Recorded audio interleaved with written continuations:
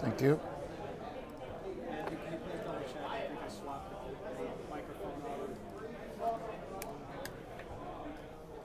It doesn't matter. Right. That's right. Turn down 2.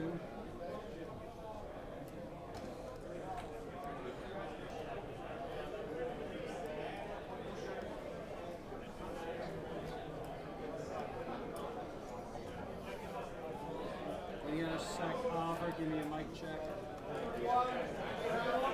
2.5 minutes, test. Good afternoon, everyone. Come on in, water's warm, ask us questions. Anything goes, not anything, but for now, close to anything. Risk radar all yellow. Brent Kochuba, quote of the week, we are all oil derivatives traders now. Coming up, 2-minute drill.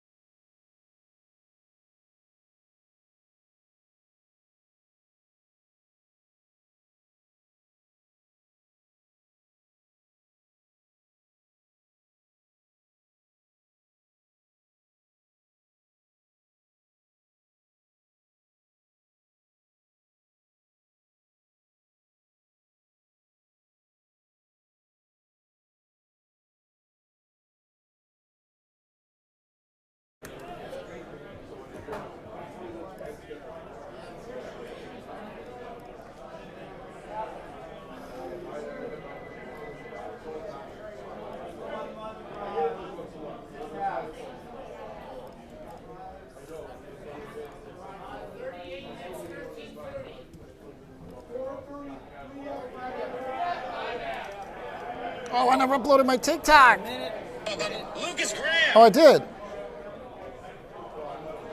Yes, I got my TikTok in earlier.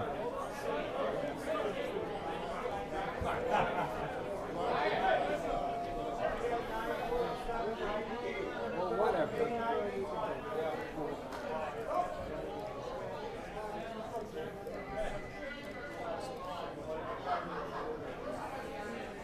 Seconds. All right.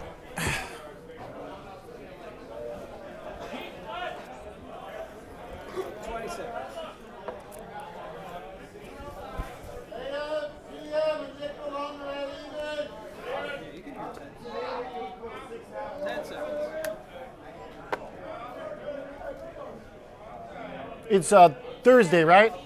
Yes, sir.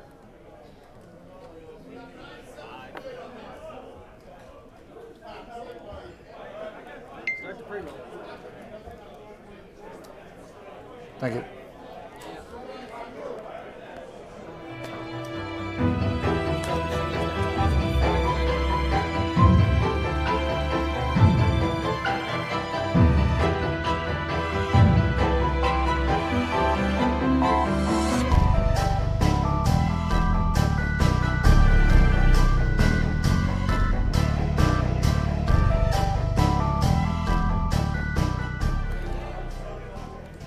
Good afternoon. Welcome to Chicago Future of Finance. I'm Oliver Rennick. Thanks for tuning in. It's 2 p.m. in Chi-Town. We have an hour left until the close. It's kind of a quiet session considering everything we've been through lately, but it certainly could be calm in the middle of a storm, before the storm. However you want to look at it, volatility is obviously on everybody's mind. I think the quote of the week came from our own Brent Kochuba, who said, we're all oil derivatives traders now, a sentiment that was echoed in some of the conversations I had here this morning with traders in Chicago, talking about the key line in the sand breaking in the S&P 500, which was 6,600 roughly. We've been just plowing through support to the downside, unfortunately, and finding support for VIX higher and higher. A regime just stuck at 25. Elevated volatility certainly gives you lots of opportunity as an options trader, which is what we spend most of the time here talking about. Premiums are juicy, but fading vol has been kind of dicey too. So it depends on where you do it, how you do it, and when. Volatility at 24 is now right at the midpoint of a range we've been in, pretty much between 20 and 28 throughout the month of March. Just draw a little box around that. You can see how this regime has indeed moved up really since the beginning of the month. So market is figuring out what to do next. The S&P technicals are struggling to hold 6,600, which dates back to the end of last year. Really, this is a level that must hold, and it is fraying basically around the edges here. We first got to 6,600 in September last year. We saw that we dipped below it a few times, but that's the reason why I've got the line there, is because in the past they've tried to break us down and bulls were able to support the market. WTI, to the point of us all being crude traders at this point, is giving some relief at 94 bucks, but obviously a trend there too, technically, that you probably don't really want to toy with too much. WTI dips have generally been bought, and no matter what the president says about the war being short or it's over or we won, price is king. And of course, the monarchy has not existed since 1770 something here. Thanks G-Dub for giving us the nod on that one. But price is king, and the price for crude oil at 94 bucks basically tells us the market's not buying any of the short-term talk. However, over time, I hope that crude oil will have some degree of mean reversion lower, because one thing that arguably the Trump crew does like to do is pump oil. So the U.S. being the number one producer now should at some point come to the rescue. I don't see why we don't start pulling more barrels out of the reserves or wherever we can find them out of the ground too. After all, 100 bucks, according to Billy Bob Thornton, Landman. It's kind of a confusing point for oil. It might hurt the consumer, but it certainly is good for the producers. My risk radar remains yellow across the board until 66 breaks. I have that yellow for stocks. Everything else generally looks range bound. If you were trying to spin a story about crypto and Bitcoin coming to the rescue as some sort of like hedge against all this madness, how many times I've said it, do not buy into that madness. That's not what drives Bitcoin. What drives Bitcoin is risk or risk off. And even risk last year was not able to push Bitcoin higher. So it was strong over the last couple of weeks, but I pointed out, look at IGV, for example. Look at cloud. Generally tech-centered stuff that had been beaten down was stabilizing. And so Bitcoin deserves some credit for being stable, but I don't think it's going to be your get-out-of-jail-free card by any means at this point. Lastly, finally, the 10-year at 4.2%. The reason that's still yellow on my risk radar is because it has not punched through the 4.3. I mean, look at all this. Dollar, too. Big rejection for the dollar at 100. So just tons of range back and forth with volatility still elevated. Let's bring in Mr. Brent Kochuba from SpotGamma. Brent, thanks for dialing us while you've been on the road. Yesterday, you were doing the True Lies drive from the Florida Keys, and my Zoom picked up some of your family chatter in the recap. What show are your kids, the superhero show? What's your guy? You guys Marvel family, or what was that? They jump all around to stuff that I don't even know, and as long as it's appropriate, I'll let them go. So I couldn't even tell you what it is. Yeah, the Zoom picked up some family chatter that was pretty funny in my recap. But hey, you had the quote Magic of the week, spoon, basically. big magic spoon people over here. Oh, magic spoon. Okay, yeah, I don't know what that is. Your quote of the week is that we're all basically oil derivatives traders. So with oil down 1.6%, stock market able to come back here, possibly hold 6,600? Yeah, the thing about this that's tricky, Oliver, is that volatility is rich. And I think if you talk to Noel and some of these other vol guys, they'll say as much, right? But the problem is, for me, is that volatility or that vol is rich relative to very quiet realized vol, meaning the market is not moving. So current VIX is rich, for example, relative to how much the market's moving. Yep. But the market's only moving about 70 basis points a day, which is what the realized vol is, right? So the problem is that if at some point we actually have a mild risk-off move in the market, a 2-3% down move in the S&P, then suddenly I think that vol is going to spike and spike sharply. And until the Iran situation is somehow resolved, or at least it seems like there's a path out of this thing, we all have to respect the fact that we're one headline away from stuff getting really pretty ugly. And so the chain here is higher oil is higher rates. That starts to bring in credit issues. That starts to slow the economy down. That starts to throw a whole bunch of other things under question, right? So the risks are real. but they're known unknowns, meaning we know the Iran situation is ugly. We know the chain reaction of that stuff, but we don't know when and how it will resolve. So how do you sit here and short vol in any type of meaningful way? Now, no and sophisticated guys know how to do it, but for the rest of us sitting around here, I can't sell puts or sell VIX calls. I don't even necessarily want to get long equities until I know there is a decent opportunity for a bottom to be in this market. And again, I also don't want to short expensive vol, which is based on realized vol at 12. If expensive vol is based on realized vol being, 3, 4, 5% equity moves, then okay, that's a little bit of a different story. But right now, we're only rich to very quiet markets. The vol is only rich to very quiet markets. And to me, there's a lot of risk embedded in that. Okay. The idea of VIX overpricing moves certainly has been a really important theme because it does kind of push for those collection harvesting of, premium, selling it, taking it, taking in the speculators.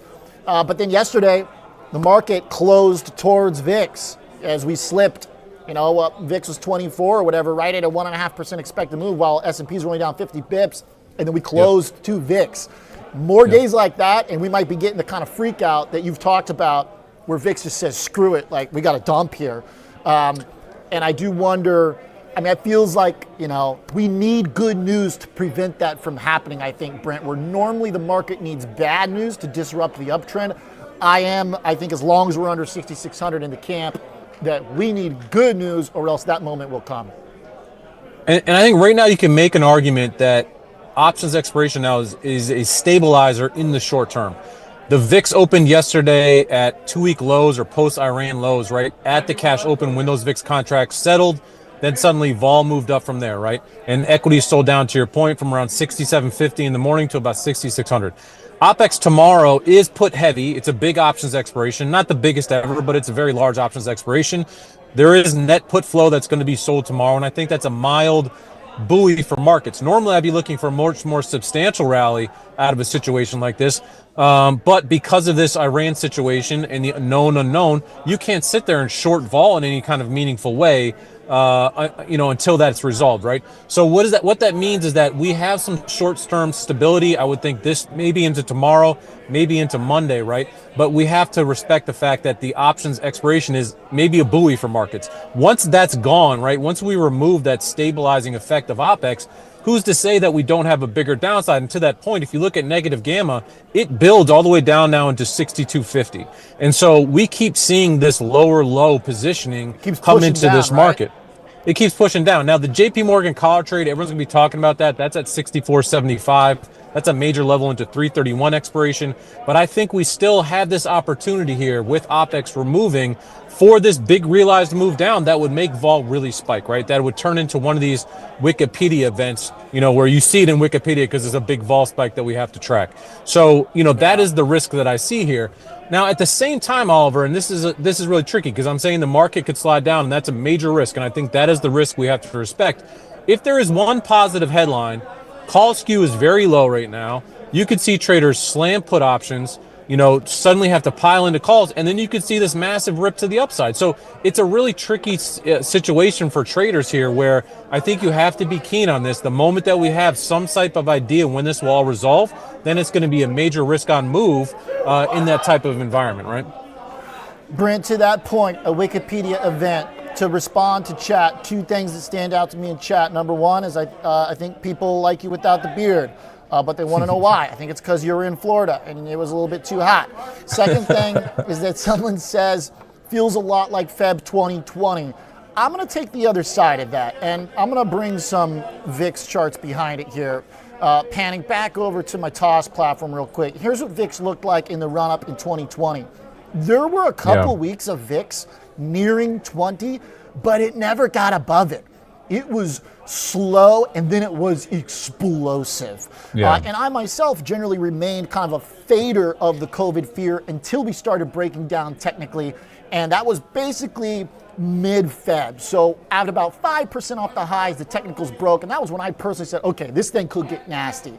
So I missed a little bit of it, but then ultimately you had the explosive move very fast. This feels quite distinctly different, because sliding it over to the weekly chart for VIX now, VIX weekly chart has been rising for 1, 2, 3, 4, 5, 6, 7, 8, 9, 10, 11, 12, 13 weeks here.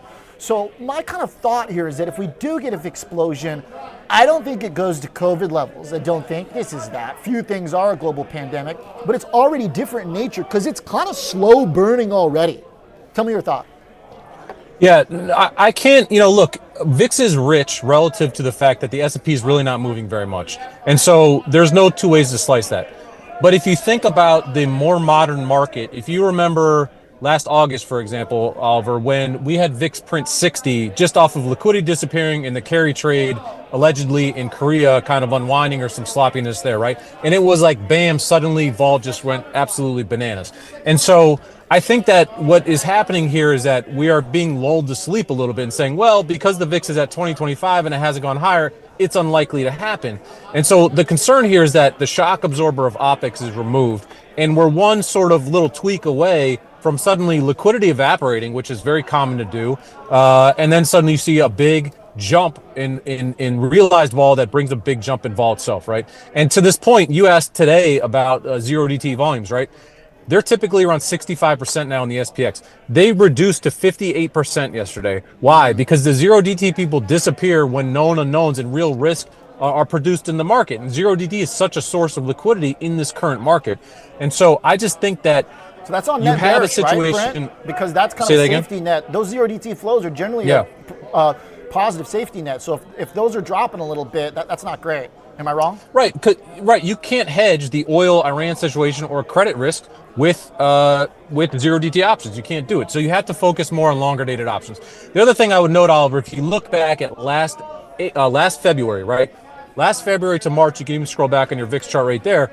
Okay. We moved down from February options expiration into March expiration, right? This was during all that tariff 25. drama. Exactly right. Tariff and then drama, all of a sudden, look at 331, right? 331 is when the JP Morgan collar trade expired. That was at 55.65. We pinned that level into 331, and then it was like the cap came off. Now, you needed some tweets from Trump to really get things spicy, but if you look at that chart, it's like somebody lifted the lid off the thing, right? It was boiling up into that options expiration, and then we just sort of evaporated or escaped, right? It was escape velocity to the upside. We had this very illiquid, crashy type environment. And I think that, again, is the risk here. We knew that tariffs could get ugly last February, March, right? It was not a secret, but we didn't understand until it happened, just how risky it could be, the chain reaction of events, that type of stuff. The other thing about this is that oil vol is screaming. Oliver, if you look at gold, man, gold just absolutely just puked today, like out of nowhere, right? So the cross-asset vol is very high. That's another area of contagion for this market. I'm not saying it has to. I'm just saying you can look around and point at all these risks and say, these are real risks, right? It's not that it's a very quiet day and I think a storm's going to manifest out of nowhere. It's just you have to respect this risk. Doesn't mean you have to trade it. It just means maybe you want to sit on your hands because what is happening is indicative of more volatility in other asset classes. Yeah, it's starting positions to being spill removed. over. Exactly. And so again, maybe you don't want to short it. Puts are relatively expensive. That's totally fair. But to think that we're in this position where we can short vol because the risks are behind us and we haven't had a big jump yet, I think is a dangerous outlook on the market. Brent, what about just kind of shifting like my kind of bullish skewed iron condor down a bit? I mean, I still do generally, look, we're trying to go positive here. But I still have this kind of AI tech bull inside me. This is the last point because we got a few folks waiting on the Zoom. But just real quick, Brent, what about that idea of just kind of shifting down the range bet? I think that totally makes kind of sense. the opposite of what or tell me what you think. I think that totally makes sense. Call skew is at 3 percentile right now. What does that mean? Calls are cheaper on a skew basis than they've been all year in single stocks and index. But the overall level of vol is still high, right, Oliver? So what happens if we get any type of a deal? VIX collapses, vol comes down, and the market rallies probably 2 or 3%, probably right back into 6,800, right? And I think that could happen quickly. And that's the tricky part here. So I like call flies in this situation, short dated, 2-3 days out. You just keep rolling into them.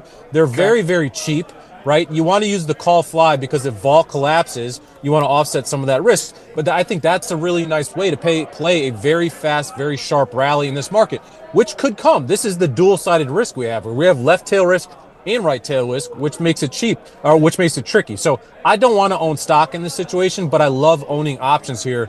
Call flies and put flies, playing volatility both to the upside and downside. You can make a great case for either. I don't know, but you can very efficiently position for either a bullish or bearish outcome. And they both can have some overlap, right right? In that the kind of middle point of their range for those flies, a bullish or a bearish, can share some common ground. I think that's totally right. And so if you're going to take away something from here, short dated call flies for rallying to 60, 100 make a lot of sense. You could do it for pretty reasonable prices. After 331 options expiration, I think the opportunity for a really kind of nasty move, if this Iran situation is not resolved, I think that risk greatly increases as we move into the end of the month. Good stuff. All right, nice. Love a little action. Some ideas there, Brent. Thanks for tuning in and on the road. Appreciate that. I like the no beard. I took mine down too. It's starting to get warm. The beard's a little too popular, man. I always got to go counter trend. Trading in beards. We go back to VIX 40. I don't know. It might get hairy. Thanks, Brent. We'll grow the beard back for VIX 40. You the man. Good stuff. All right, from options into potential squeeze plays. I think time to maybe look at a couple stock specifics here as we do get the market finding some degree of specificity when it comes to earnings. We did see Micron move around on earnings. But Geoff Garbacz at Mark Rebellion's got some interesting ones. Geoff, what's going on? Good to see you. Hey, how are you? Pretty good. I like a few ideas that you got here in tech, and then you got kind of a, kind of a out there sort of consumer play. Maybe, but first, you watch a measure that looks at, you call it the BARF metric, is that right? I think that was kind of interesting to start with, given what Brent was just saying. The Erlanger Big BARF indicator. The big BARF indicator. So is that what we're talking about? The potential for the market to just puke? Yeah, it's the relationship of the VIX to the S&P. Okay. So the way it works is if the S&P is going up and the VIX is going down, that's good. So basically the red line is the big BARF. And where I've circled it is when we've been below zero, like we are now. Okay. And so you'll see that the arrows up above in the S&P kind of correlate with the S&P dropping. So we're vulnerable right now. This is a monthly chart. We do a weekly and also a daily. Those are well negative, but the monthly's potentially about to crack. And the last time it cracked was in 22 when we had that bad year. We basically our last bear market, if you will. I see it. Yeah, down here, right? It's sustained down there during the interest rate bear market. So usually, if it goes below, it comes back pretty soon, unless you're going to start a trend to the downside. Well, remember, each of those boxes is a whole entire year. Each box equals a year. So we only get breaks we haven't had a break since 22, really. Yeah. We came back up in 23. We touched it last year in the sell-off in February into April, and we're there again right now. Okay. So VIX and the S&P 500. So if the VIX is going up and the S&P was going down, then this thing would drop really well. But let's say the VIX was going up and the S&P was going up as well, it wouldn't drop as much. Okay. So it's those relationships, and it's done a good job. It really has. So we're just at a point where we're either going to break it or we're not. Okay. Hey, speaking of drop it down, any chance you could drop that camera down there so I can see your handsome face, Geoff? There we go. Oh, there you go. Yeah. Let's see. Hey, there he is. There's a man with the beard. Someone who didn't shave it. Yeah, nice. Yeah, I heard you talking about beards. All right, so look, VIX has been fairly elevated. Stocks have been range bound. This thing suggests that the way those two close, perhaps, well, it doesn't, I don't know, does it suggest, Geoff, or does it just tell us if it's happening, and then we got to be heads up? It tells us the odds are increasing for it to happen. Okay. That's what it's saying. And it's already broken the weekly, and it's already broken the daily pretty good. So I just thought I'd show the monthly, because the monthly is like on the brink of doing it, Yeah. All right. And any idea where, look, does it tell us anything about price magnitude or just the overall trend shifting to a negative one in price? Well, yeah, it definitely is arguing for you can make money on the short side, and we're going to drop to maybe probably 600. If this thing breaks pretty good, SPY will go to 600, and SPY will go to S&P 500 will go to 6,000. Okay. That would be pretty juicy, but it would take us back to where we were pre-tariff sell-off. For a little context, here's S&P here. the problem. Mm-hmm. If you look at that chart of ASO that I sent over to you, okay, you'll see that Academy Sports doesn't have anyone short right now. And so, therefore, as the technicals drop, it becomes what we call a long squeeze. And this is like a term you're going to end up loving. It's basically when the stock is weak, no one is short, and the longs have to sell, and then there's no shorts covering out. So it just keeps dropping and dropping and dropping. And you're like, what is going on here? Why is the stock dropping? Well, it's simple. It's like Micron today is a great example of that. No one was short Micron. So you know what's happening today? Yeah. Like more people want to sell Micron than want to buy it. That's why it's lower. Even though like it beat on earnings, it gave good guidance, it increased its dividends, blah, blah, blah, blah, blah, but still, nonetheless, it's dropping. Okay. So our long squeeze list since 2002 we produced it, it's double the return of the S&P. Okay. So you think this becomes short, a long squeeze? Yeah, a long squeeze. All right. ASO, Academy Sports. I hadn't really been on my radar, but I love it. You're finding gems. I like that.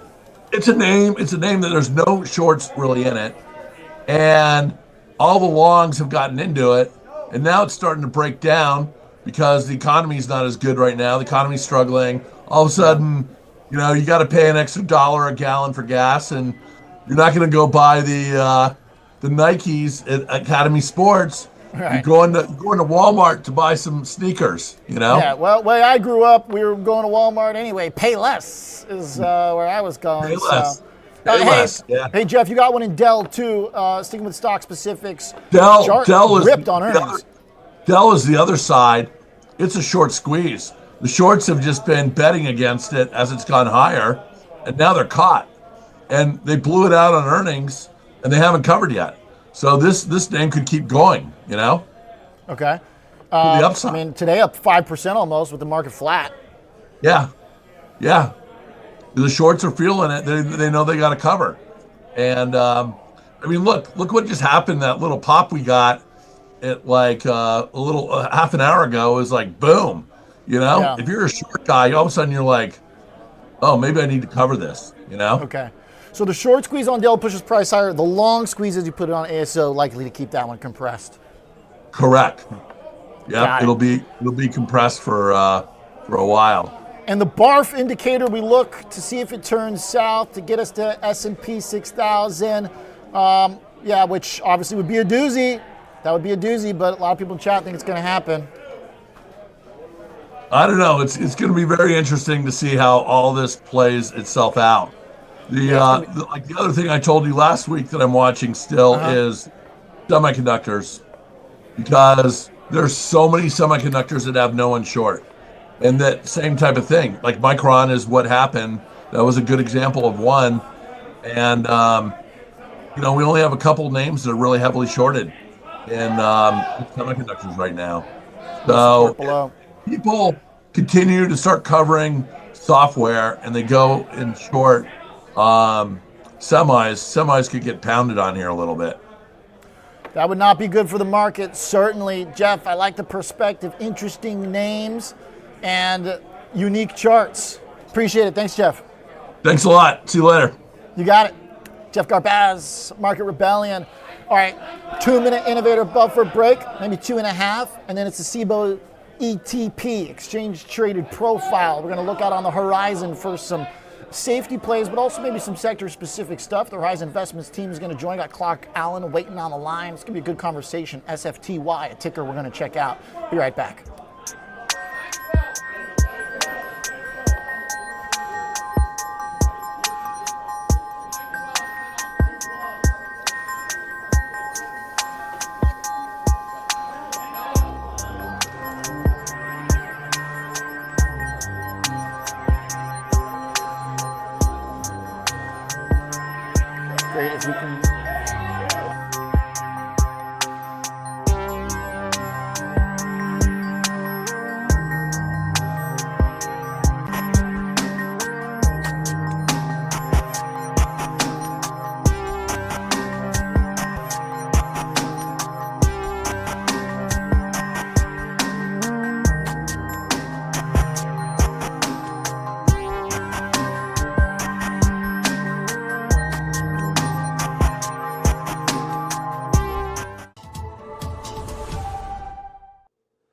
With increased volatility, investors are bracing for large market moves, both up and down.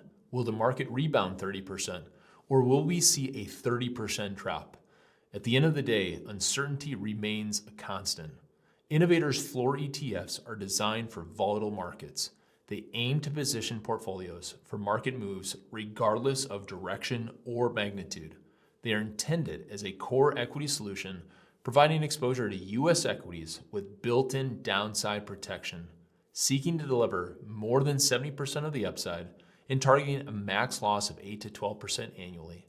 With specified levels of sought-after protection and upside participation, we believe the floor ETFs offer an evergreen strategy designed to allow investors to remain invested regardless of the market's direction.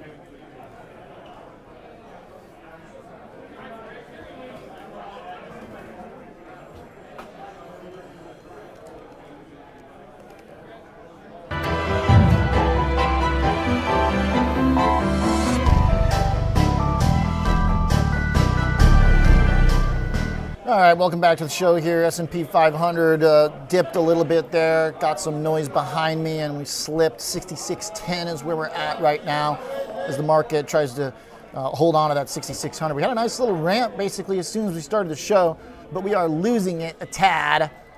There's the intraday chart as the market comes back down. Let's do a little diversion though. Let's talk some ETPs. It's time for the Cboe exchange traded profile, and I think we got some good ones in here today as well, because options are going to be a primary force, finding some protection at a time when people are quite worried about where things could go and if volatility could get even worse. Clark Allen joins me, head of product at Horizon. Clark, great to have you on the show. Thanks for coming on Chicago Future Finance. Great to be on here. Thanks for having me, Oliver. Appreciate that very much. I'm going to go right into it with some of your guys' tickers and your funds, because on a day like today, I do think people are considering what the downside could be. You guys have one of the best tickers in the market, maybe, SFTY Safety. How much you guys pay for that bad boy? That's a good ticker. Oliver, we pulled that one off. That one was a great one to get secured. So it was free, as all of them are, but it was great to get. Okay, nice. So SFTY, I mean, tell me about it. Obviously, the theme here today, and I think really the last week, is should folks be worried that things are going to get worse, that VIX creep could turn into VIX spike? How does this factor into that decision-making process and how they should be prepared? Yeah, absolutely. SFTY is our risk management strategy. We've got a number of these. We as a firm have been known as centered on risk management, in particular tactical risk management. So SFTY is a strategy built around a core, active, sort of high-quality stock basket, and it's got some tactical risk management. So as vol picks up, as losses start to accumulate in the portfolio, this is designed to protect folks. We talk to a lot of advisors, a lot of end clients that say, hey, I want to be exposed to the market, but what if? What if I need money? What if we go into a 2008 scenario? ETFs like SFTY are built for risk management, or are built to give upside participation when it's there, but to really tactically protect the portfolio when catastrophic markets happen. Tell me about the tactical side. You guys have a proprietary risk assist strategy. Tell me about what that is. You're buying puts, selling calls, doing a little bit of both?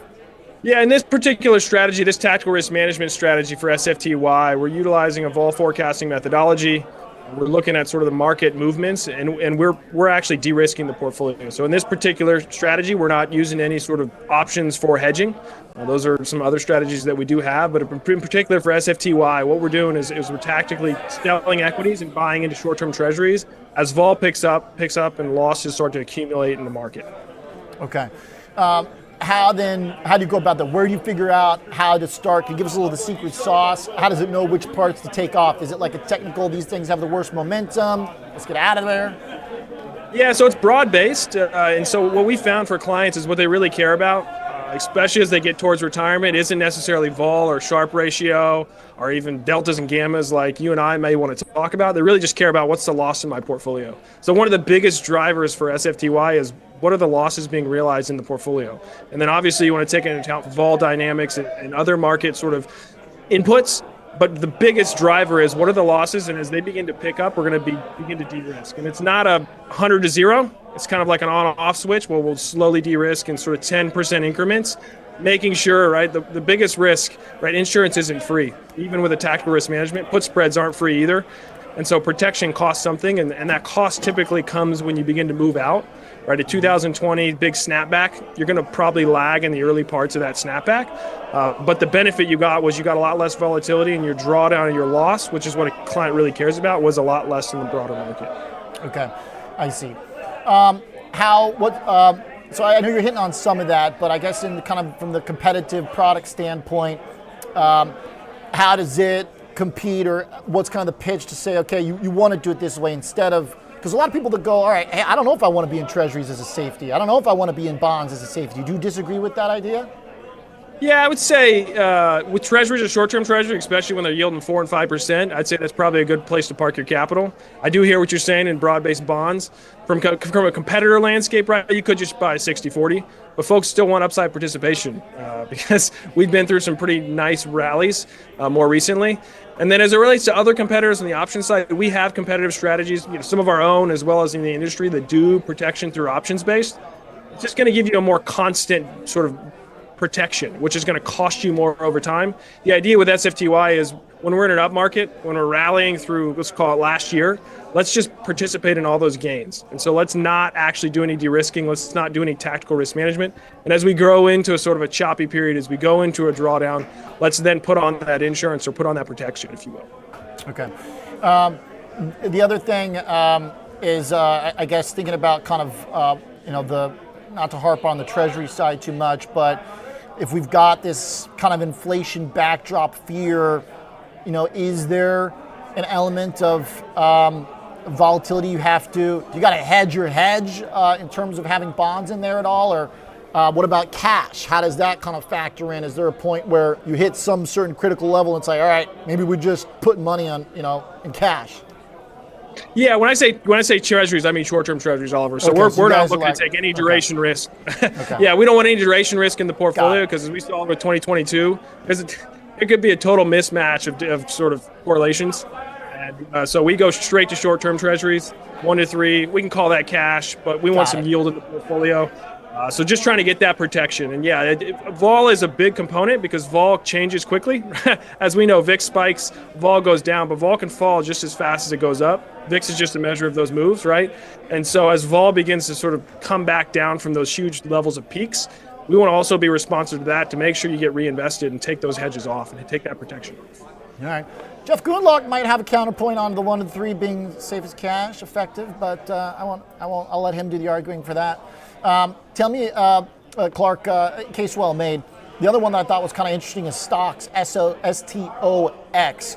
Tell me about how this kind of plays in. Obviously, it seems like these are kind of versions of a core equity holding, but this one seeks capital appreciation as well. So I'm guessing you don't want to limit the upside too much on this, right? Yeah, so this is kind of, I'd call it a brother in a sense that this one is using much of the same underlying active selection, but instead of taking away risk in a drawdown, what we're trying to do is just target some risk. Right? If you were to look at finance theory and say, what's the most optimal portfolio, right? Run efficient frontier, talk to advisors and clients, they really don't care. But if I want to select the best stocks or you want to select the best stocks, we as financial professionals would say, well, that's typically going to be a defensive portfolio because that's how you're going to optimize your efficient frontier. Well, a client or an advisor says, I still want to participate in market gains. I don't really care about this number you call alpha.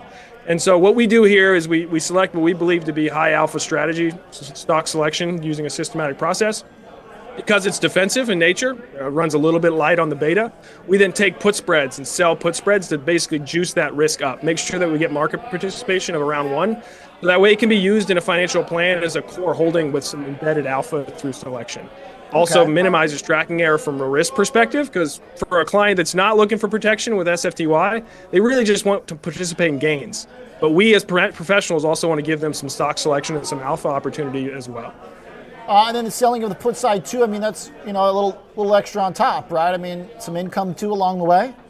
Yeah, absolutely. So when you sell those put spreads, we've seen lots of periods of times we sell them on a short-term basis. And so there's many periods of time where they're really additive from a return perspective, not just a risk. Right, they add not just to get the beta up, but they can also add some alpha potentially over periods of time. That mix of we found to be really attractive. And from a portfolio theory perspective, again, select that optimal portfolio and then just get the risk to the point that you want it. Gives you the highest alpha opportunity. All right.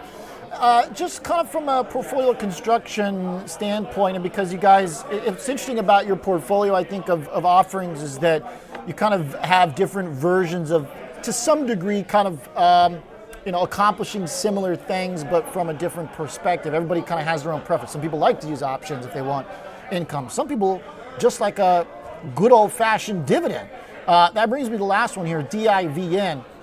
If I'm an advisor trying to, get an income component, how do I decide between just going for dividends versus generating income through security sales or derivative exposure? Yeah, it's a great question. And I would say what we found actually more recently is S&P 500 dividend yields are very, very small. And so when you go to put on a dividend portfolio, some of the biggest dividend strategies in the marketplace, they can carry a lot of active risk and what we call tracking error, right? Because you got to overweight a bunch of energy stocks of other things. As we know, that can be good and that can also be really bad. And so what we've done here is we said, how do we tilt in to dividend payers? Well, you can't get 6% yields or 5% yields doing that. And so on top of that core dividend portfolio, that's a high quality dividend portfolio, we sell calls.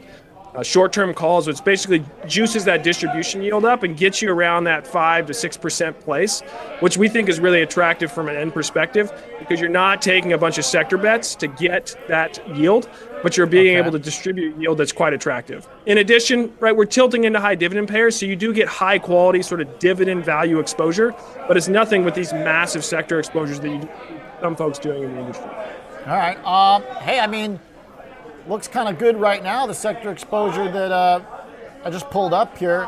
Where'd I go? I had it. Nice little chunk of Chevron in there for oil ripping. I don't hate that right now. Exxon too. I imagine that this is, might be getting some traction, some interest with oil at $100. Absolutely. We see folks, especially in the retirement stage, folks using a lot of dividend payers, and this has been a very attractive exposure for them. Hey, just like hedging AI disruption by investing in AI, maybe you hedge crude oil disruption in the economy through dividends and payouts from crude oil pumpers. What do you think? Not a bad idea, Clark? Not a bad idea. All right, great stuff. Clark, thank you very much. Appreciate your time. Head of product of Horizon. Interesting DIVN, STOX, and SFTY. Appreciate you very much. Thanks for your time. Appreciate it. Thank you. You got it. Clark Allen, head of product at Horizon. There's your Cboe Exchange Trader profile. We're going to go into the bell with some stock specifics, some trade ideas. Charlie Moon, Prosper Trading, going to jump on with me as we try to end on a good note, but struggling a little bit right now. 6,600, desperately trying to hold that line, but it is it's a little weak. The VIX right now sitting at 24.3. It's basically been there all day. Be right back. 19 minutes left. Got at least 10 with Charlie next.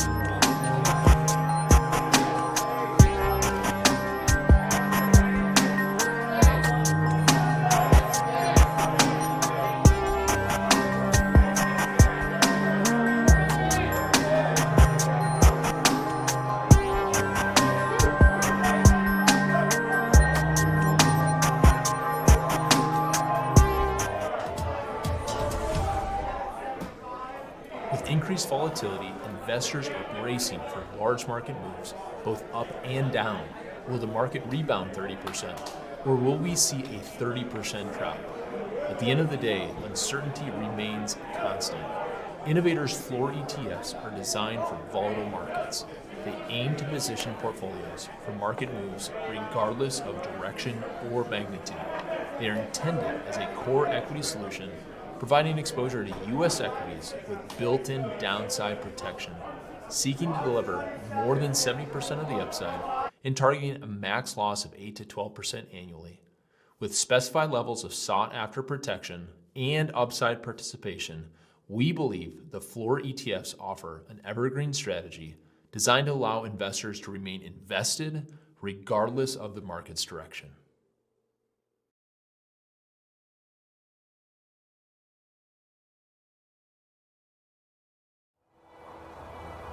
There are two things about Chicago finance you can't get anywhere else. The first is kind of hard to miss. Everyone's trading options. Cboe is on a 5-year growth streak making billions, and its goddess of grain sits atop the final pit of open outcry. And that's what it's all about. The chance to fend for yourself. A fortress for the self-made trader, and the only still standing in America. The second thing you may not know, but it's worth trillions. Chicago is the only major city in America that's home to 2 of the top 10 registered investment advisors, according to Barron's. That means a steady river of passive money and fixed income pouring into the city. If you think you can beat the market, this is where you do it. If you've got value, price will discover you here in Chicago, the future of finance. Join me, Oliver Rennick, from Cboe, Tuesday, Wednesday, Thursday, into the closing bell, live from Chicago.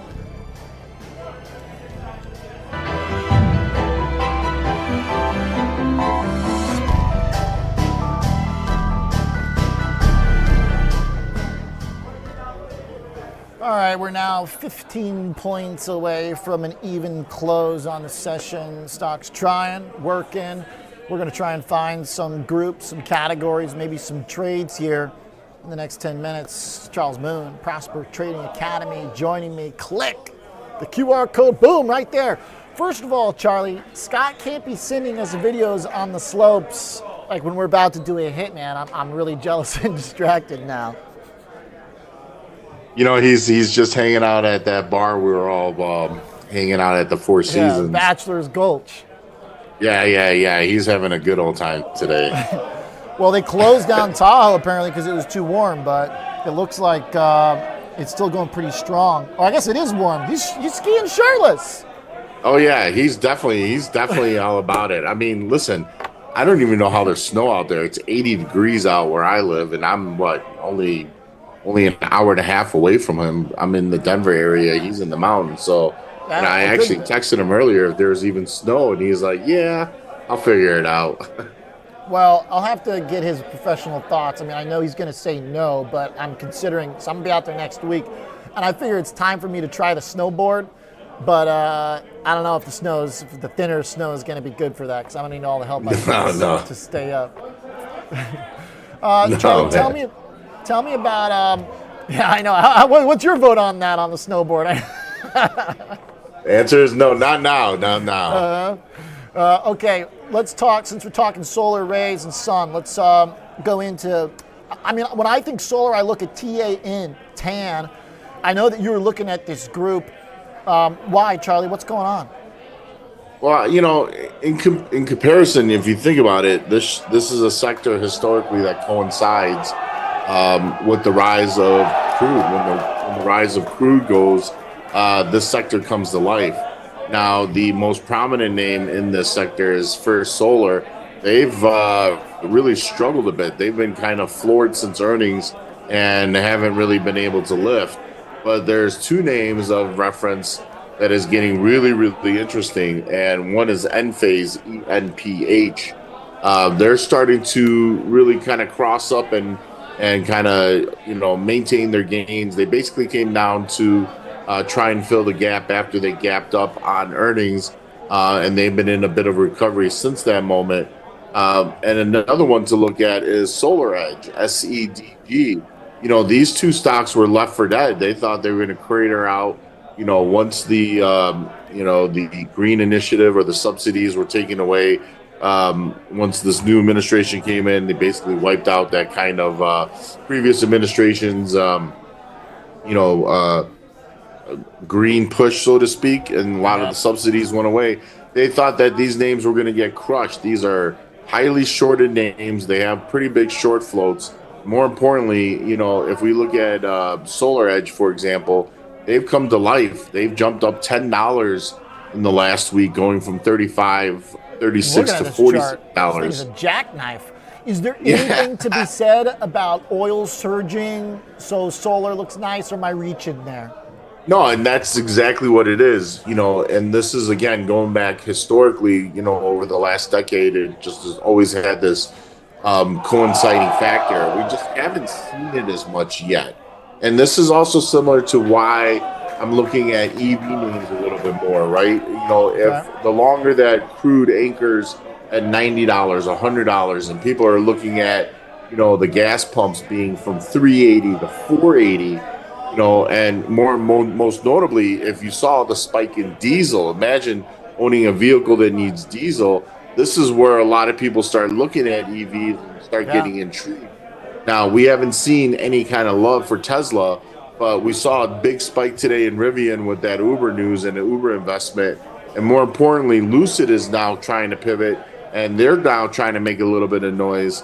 And I think Lucid, LCID, this is a stock that's getting interesting, because if they could kind of poke up through this like $11, $12 range, we may see just out of nowhere a run that just kind of catches the market by surprise all the way up to $17.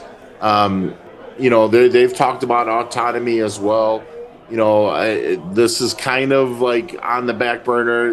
There's a lot of interest. They have a lot of money back from them by the Saudi group as well. But, it just seems like this sector is not getting enough attention, at least for the time being, because maybe people are speculating, just like Jerome Powell said yesterday, that this jump in crude may be just a one-off, right? In terms of, Jerome's like, well, it might be just a one-off in terms of inflation. Well, what if... story, baby. What if, listen, what happens if it anchors? What happens if all of a sudden chart looks like it's anchoring at $94. And it doesn't want to go down. It only wants to go up. And again, I don't see how we could retrace back to 70 unless, one, we obviously end this war with Iran, or two, if this persists and, like I said, another energy field gets hit, or another tanker gets attacked at the Strait of Hormuz. No matter what, if the U.S. can't protect every tanker ship that's coming out there, even though it's a small supply in comparison to the rest of the world, it's going to have a really massive impact on the pricing of spot, which is crude futures. And again, we've seen how volatile and how willing the spot price is willing to go up. There's also a big divergence. They talk about pricing in Asia, being very different than the pricing in the United States. I believe in Asia, crude or Brent oil hit like $150 a barrel, and we were just tickling on $100. So there's like this really big global imbalance in terms of pricing. And again, if that stays anchored at the upper portion of the range instead of reverting back down to the lows, there's a significant amount of implications from, a negative impact on our economy from an inflationary standpoint. Jerome Powell was talking about how stagflation isn't a thing. Well, it could end up becoming a thing very, very quickly, maybe even more quickly than they would anticipate. And then in turn, this is where a lot of guys may start gravitating towards EVs and solar plays. We know Powell didn't want to cut to begin with. Right. Political pressure, all that stuff. So I like the study up. By the way, I was looking at the chart of XOM. I was looking at the chart of CRAK, one of my favorites, the oil refiners. Those charts look pretty great too.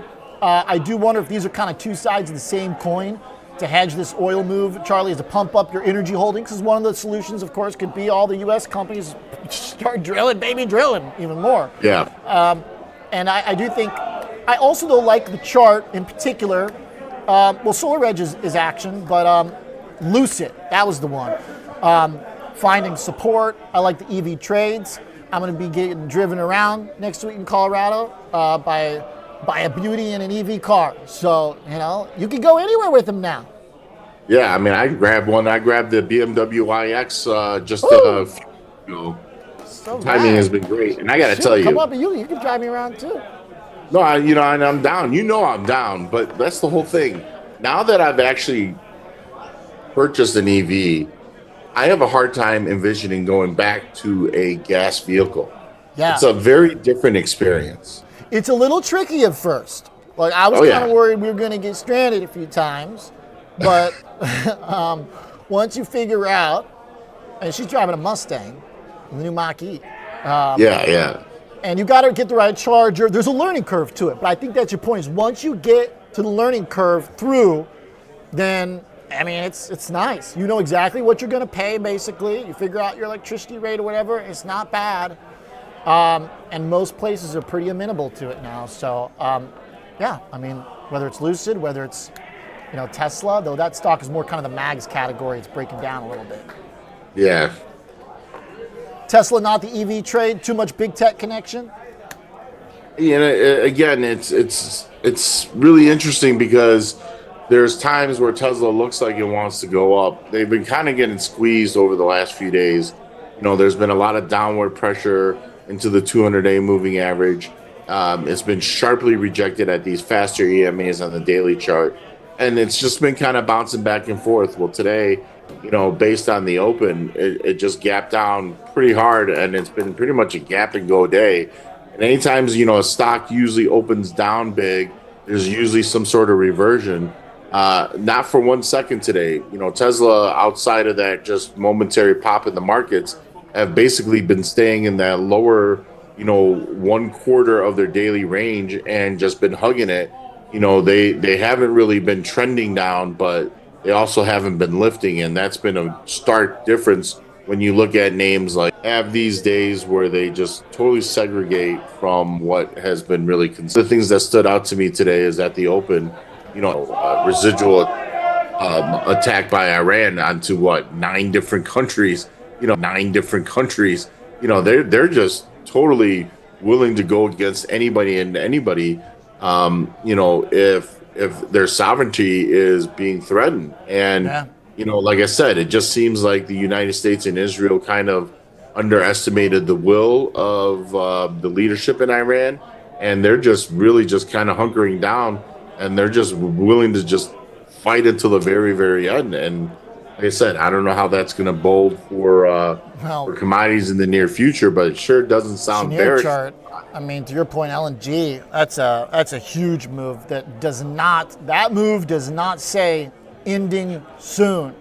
But I think that you don't have to quite panic yet, especially particularly, I like the idea of adding things that could potentially benefit rather than selling and destroying my portfolio of longs that I might like long term.